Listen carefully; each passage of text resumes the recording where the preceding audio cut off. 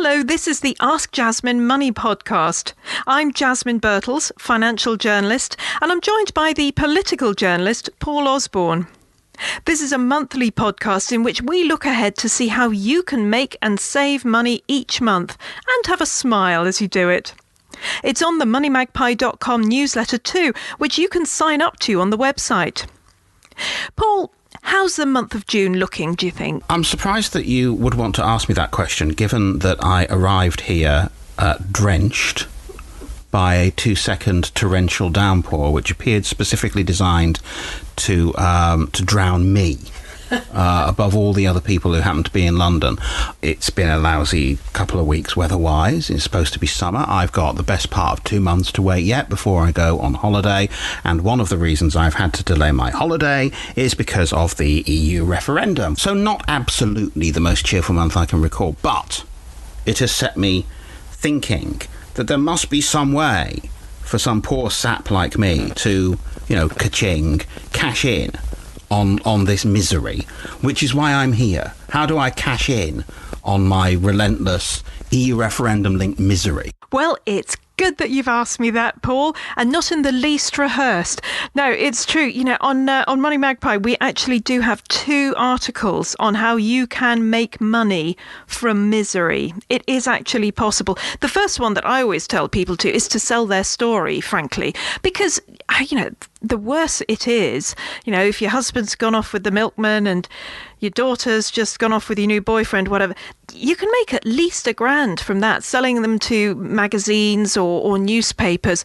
Or even if, you've just had a bit of a tough time with the money, that also can be something that you can sell. You can even write a letter to one of the magazines talking about, how it's been miserable, but you've done this to help it. You can get £200 just for a letter.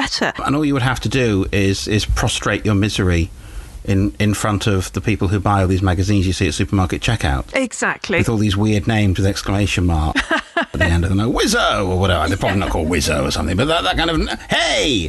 If only they were. Yes, if only they were called Wizzo. That'd be great. I'd buy that one if it were called Wizzo. So if someone's had an even more miserable few weeks than getting drowned and talking to politicians all the time, they could sell their story for a few hundred, maybe £1,000 or £2, depending on the extent of their misery. What if, say, you wanted to, and I find this a fascinating idea, rent a friend? Absolutely, and I'm glad you asked. I love this one.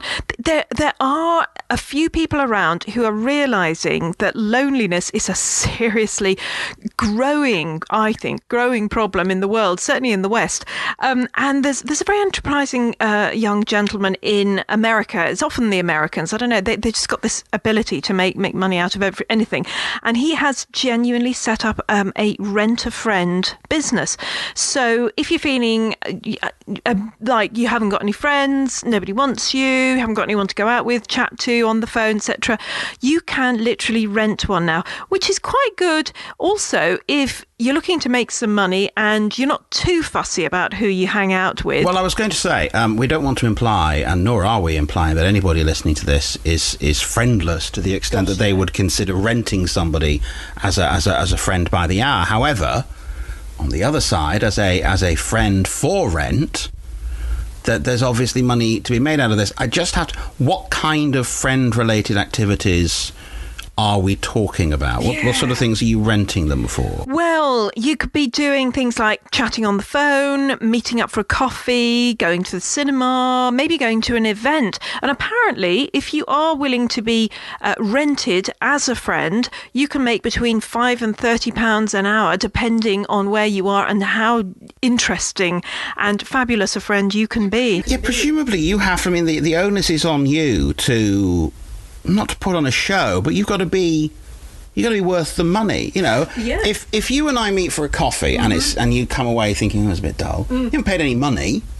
But if you've paid me £30 to sit there in a coffee shop and you, at the end of it, you're just like, well, he was phenomenally boring, which is something you may well think. I'd want my money back. Yeah, totally would. Absolutely. So you're absolutely right. I mean, being a friend, I suppose different people have different views on what being a friend is. I suppose, I could say that I'd want somebody who tells me how wonderful I am all the time, but then you might think, no, you don't want, that would be too sycophantic. You want somebody who's going to go, actually, no, that wasn't funny, and yes, your bum does look big in that, actually, so you can't wait.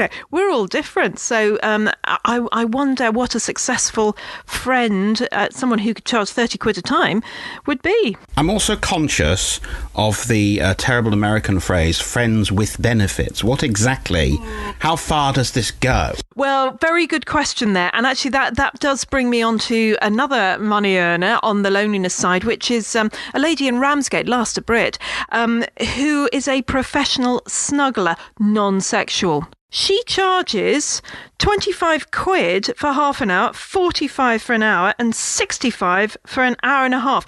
And the idea here is that you do actually literally get into bed with her in your pyjamas. You can bring your teddy if you want, and your favourite pillow and your blankie.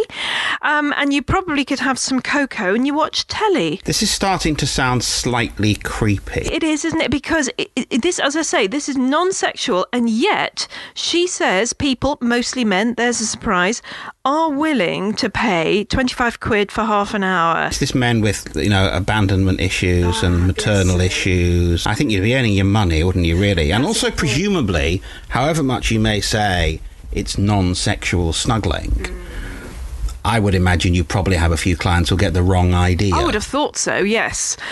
I'll be honest with you, I'm more interested in being paid to go for a coffee than to snuggle strangers in my bed, non-sexually or otherwise. I mean, I'm not suggesting that it is prostitution, but it's certainly in the same park, isn't it? And you do think 25 quid... Honestly, I mean, Ramsgate, I don't know the prices for prostitutes in that area, but I wouldn't be surprised if... While £25 may well be the top end of the snuggling market, it probably, even in Ramsgate, apologies to those of you in Ramsgate, it may be at the bottom end of the professional sexual services price range. That's a good point. I mean, as I say, I'm not an aficionado. We've become a friend for rent. We've perhaps considered the idea of becoming a professional snuggler. Less invasive, but perhaps a bit more depressing, professional mourner. Yes, or moirologist, as they're also called. Now, this is something that's picked up, particularly, interestingly, again, in the east of England. There we are, Ramsgate. We've been from Kent and now into Essex. There's actually a business called Rent a Mourner. We've had Rent a Friend, and you can rent a mourner. Looks like you can rent anything from probably rent a baby. I would imagine that you could, that would be a next one. I'm assuming that if you're the person who's being mourned, really, it makes no odds to you one way or the other how many people turn up. Well, you would think, no, it's a funny old thing, though, isn't it? I mean, this has been going for thousands of years in China and Middle East. There's a thing, people have been very concerned about what's going to happen in their funeral. And I never really understand this, but there does seem to be a lot of fuss made out of how many people are there.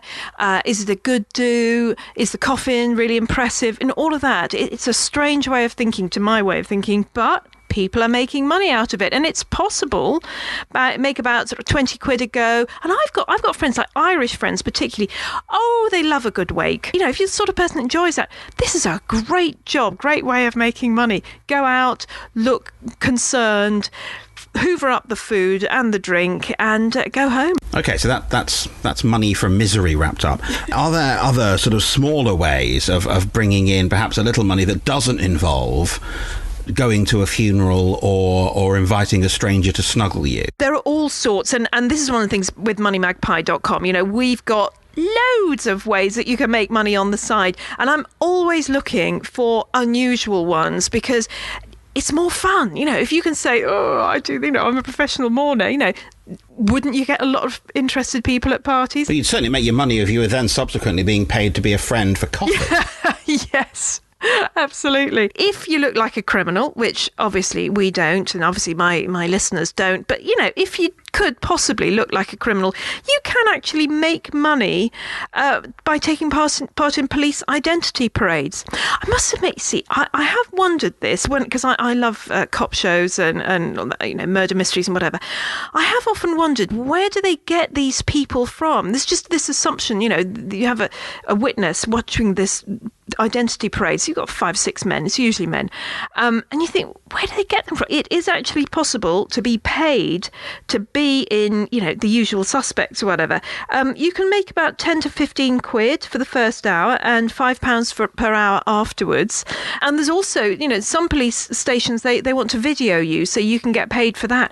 It's not bad. As I say, it's going to be mostly men, sadly, who are going to get this. Possibly also men who, and again, I don't mean to cast aspersions, but for whom some of the earlier advice, be a professional hugger, be someone that you pay to go for coffee with, maybe you wouldn't be in the market for that because you have the look about you that implies a little more criminality, shall we say. Not that we're suggesting you've done anything wrong. What then happens if the victim of crime comes in and goes, "That's him"?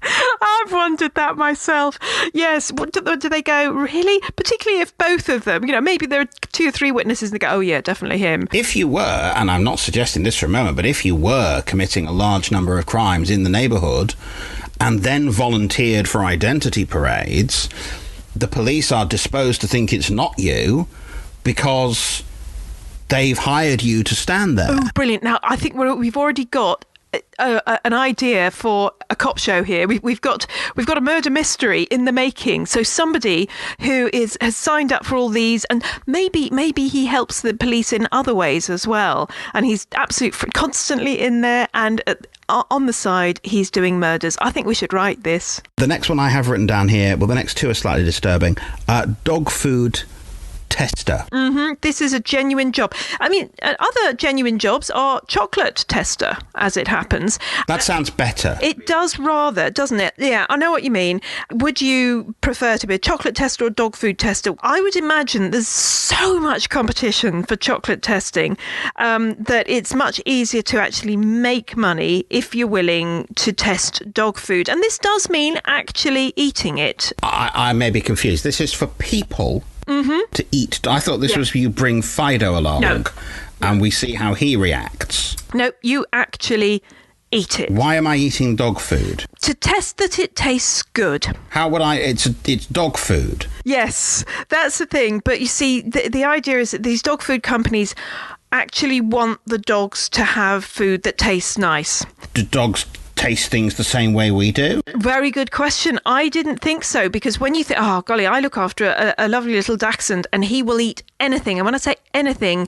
he has a particular interest in bird poo. I mean, so yeah, I didn't think that they had the same taste buds as us, but according to at least one dog food company, and again, this is America, but yeah, there is a guy who does this for a living. He makes about, equivalent of 20 grand a year. You've got to have a good palate and be able to detect different ingredients and flavors. So it's probably good if you have been a bit of a chef, or you know about cooking. You've done a lot of cooking yourself. You're there sort of chewing dog food and saying, oh yeah, it's got a hint of mashed up carcass, this has. A spot of coriander and bones. Yeah. I might pass on dog food testing. Similarly disturbing, but for different reasons, sex toy testing. This genuinely is a thing. Again, apparently there is and this is a lady. I'm guessing that men test them out as well, but I'm only aware of a lady who earns £15,000 a year reviewing sex toys and says she has 15 orgasms a week doing so. Job with benefit. Yes, with benefits, absolutely. Apparently she developed a strong reputation as an erotic blogger, and she just kept getting sent these toys, and then she got a job doing it. So yeah, it is actually possible to make money doing this, and I'm guessing she must have written about them in pretty florid and readable terms. I'm assuming that you get to keep them afterwards. Well, you've given me a great deal to think about as I head back out into the torrential rain. Sex toy testing, eating dog food. being in police ID parades, getting more use out of my dark suit by being a professional mourner, hugging people for a living, and charging people for coffee. I think I like the coffee one, to be absolutely honest. I think you do well, because you're a very interesting guy. See, I think you could charge probably close to the £30 an hour mark. Well, let's put it to the test. If anybody listening to this would be interested in paying me £30 for a coffee and this kind of it would be like a live podcast, basically, without the microphones. So get in touch. Times are hard. And we all need to make a little bit of extra money. You've given us a great deal to think about. Let's put it that way. Absolutely. And if you would like to get in touch with Paul, you can tweet him. He's at Paul Osborne on Twitter. I'm at Jasmine, and you can follow either of us for more financial or political news. As I say, this has been the Ask Jasmine Money podcast with Jasmine Birtles and Paul Osborne. Remember to sign up to the free Money Magpie newsletter. Just click the box at the top right-hand corner of the site, and come back next month for, I hope, a happier July.